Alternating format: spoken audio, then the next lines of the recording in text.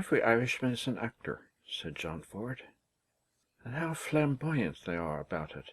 Exhibitionists, like dancers. Their body language makes emotions vivid, palpable.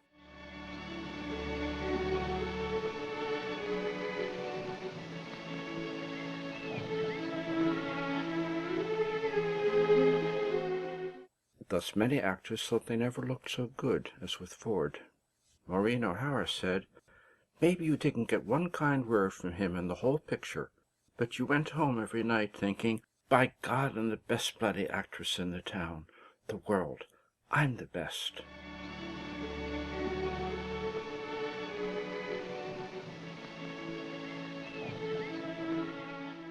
One reason she thought this is that Ford's movie people are more real than everyday real. They live in storybook images. We believe in them as we believed in our mother's bedtime stories, and maybe we forget they're just pictures.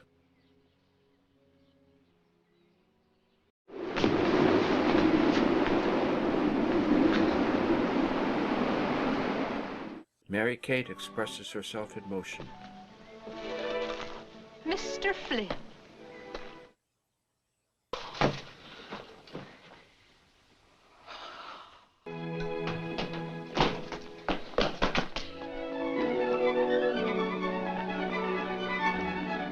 Magic storybook images.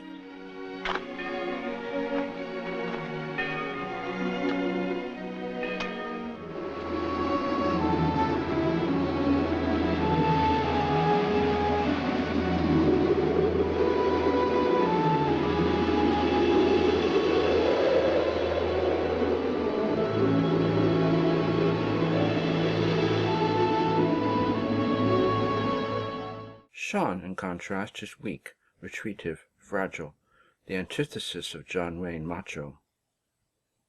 Sean arrives dead, in need of resurrection, in quest of home, of a memory across time. Don't you remember it, Shawneen, and how it was? Desire beckons to Sean through a window, whose barrier increases desire. And Ford turns Ireland into a fairy tale, a Celtic miracle play. The priest's narration. Well then, now, I'll begin at the beginning. The priest's narration confirms the movie is a morality play, theatre, reenacted for us. A show. Everyone's showfolk, putting on the show, with curtain calls at the end, with merry music added whenever. And we will have a drink. There was a wild colonial boy, mush, mush, mush, Turalaiani. Me mush, mush, mush, Turalaiani. So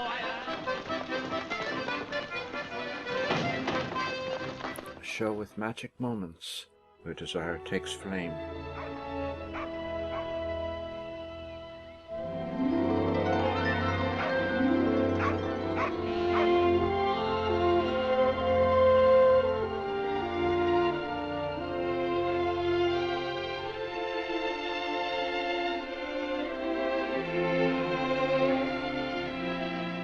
The row of trees suggests this first sight too is already a memory across time. The trees are like the porch posts when Wyatt first sees Clementine. Even at first sight, total love.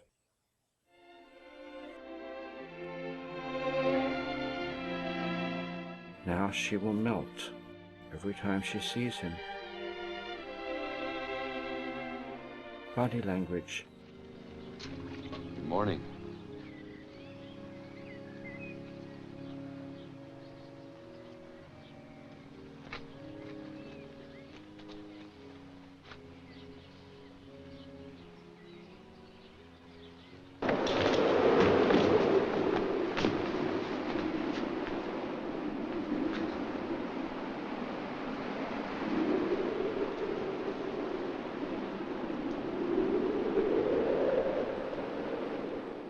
In slow motion, you can watch her body pass through 100 different emotions.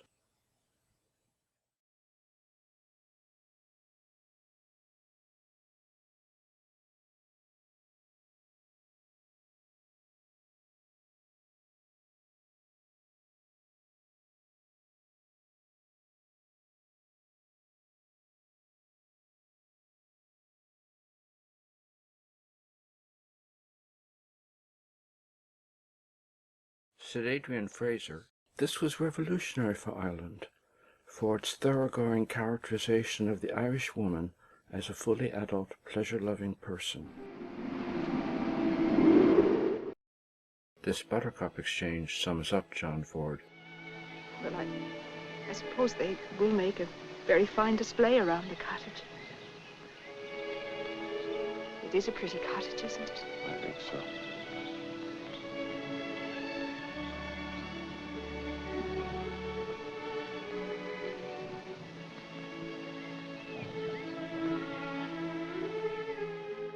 Flowers are dear in more than 20 of Ford's pictures. Hannah is given flowers to carry to her grave. Families hold heather as sons go to war. Lana throws her bouquet. Lincoln gets flowers from Anne and later gives flowers to her. Dr. Mudd returns home to flowers. Marty carries flowers to Mary in the hospital.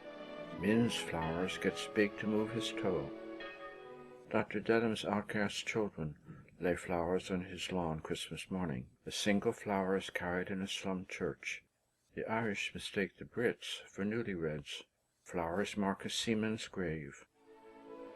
Captain Brittles waters flowers on his wife's grave. Skevington puts a flower daily under his wife's portrait. Tom gives Hallie a cactus rose, and half a century later she gives one to him. Now roses are the memory Sean wants to fulfill in giving children to Mary Kate. It was a lovely little house, Shawneen. And the roses. Your father used to tease me about them, but he was that proud of them too. Earlier, roses were thrown away, courtship rejected. Now Ford holds long seconds on roses, the center of the home.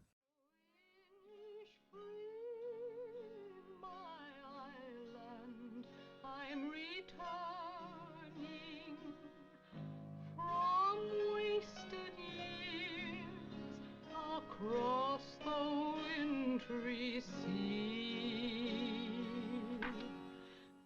Her motion, how much it means to her.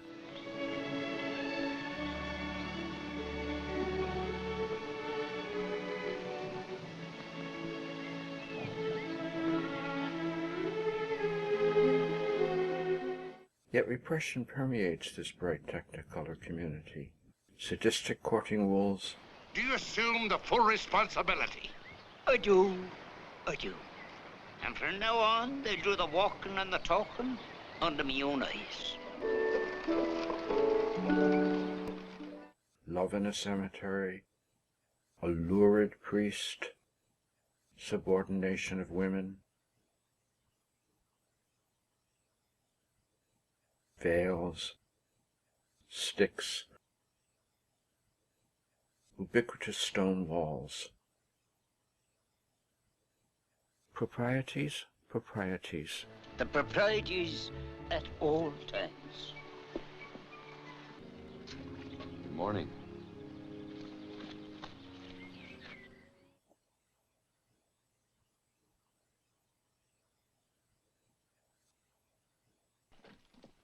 Good morning.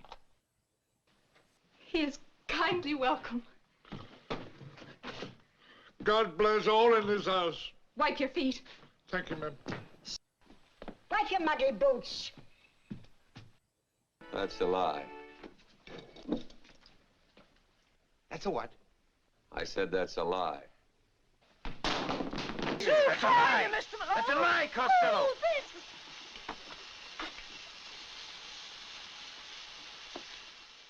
As usual on Ford, virtue breeds evil. Tradition, however sacramental, ripens into intolerance, rips apart families.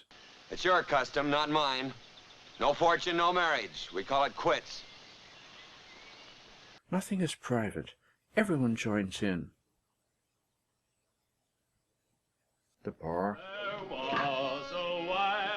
the horse race, the fight,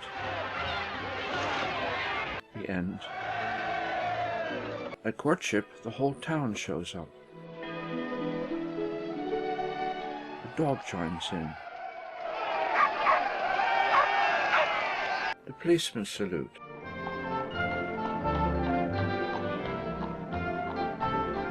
Community is everything. Ford even makes 6 Irish share the same frame, repeatedly. And community is all the more communal in that off-screen, most of Ford's troupe were acquainted by decades, if not by blood. John Wayne's children, Maureen O'Hara's brothers, Ford and his brother, and his cousin, father and son, brothers from Dublin's Abbey Theatre, other Abbey players, vets from Ford Stock Company.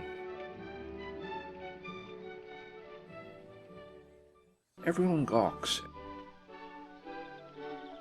Everyone's a popinjay. That's me there, walking. That tall, saintly-looking man. And Francis Ford parodies them, as he parodies in dozens of his brother's movies. But what's in a house without a woman? That's true. That's right. What's a house without a woman in it? Yeah, what's a house without a woman in it? So, So, without further eloquence... Without further eloquence? So, without further eloquence, I will give you a toast. And propriety's ringmaster is a drunk who can barely walk. Mary Kate's a popinjay, but split. She flirts to attract, but spends half the movie running away, then flirting. By flirting, she obstructs desire, increasing it.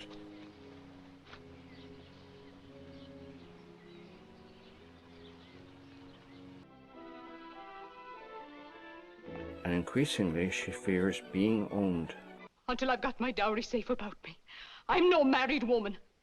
I'm the servant I have always been, without anything of my own. Her split gets worse the more propriety prohibits desire. This is Ireland, Sean, not America. Without her brother's consent, she couldn't and wouldn't. Marriage is not simply personal, it's community melding, an alliance of estates. Outside the community, there cannot be marriage. Haven't I been trying to tell you that until you have my dowry, you haven't got any bit of me, myself? Shame at Sean's public cowardice drives her from Innisfree. Because I love him, says she.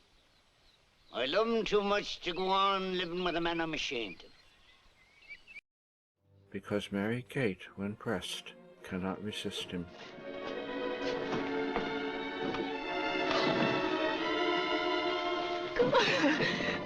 There'll be no locks or bolts between us, Mary Kate, except those in your own mercenary little heart.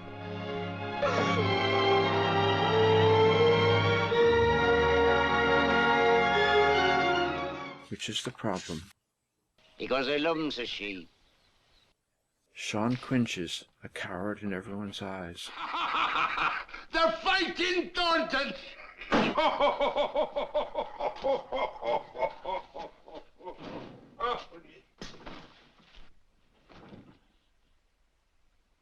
But he's not a coward. He's buried in guilt. Which is why Sean came to Innisfree, to seek rebirth. Don't you remember it, Shawneen, and how it was? And now he's reborn.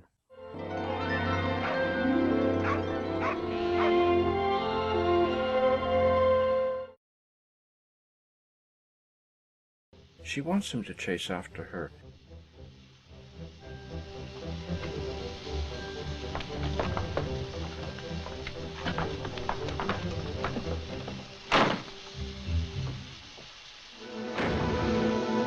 She concocts the charade of Sean dragging her home, to challenge her brother.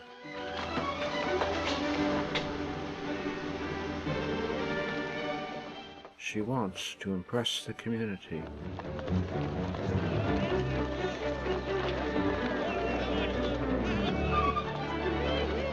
So the Donnybrook is less a fight than a community love fest. Sean fights now not to kill, but in brotherhood. Everyone pitches in. Even the bishop. 5-1 on the big chaps, Snappy. Ludic violence respects propriety. Ma'am, you've lost your shoe. Thank you very kindly, sir. Or propriety is spoofed.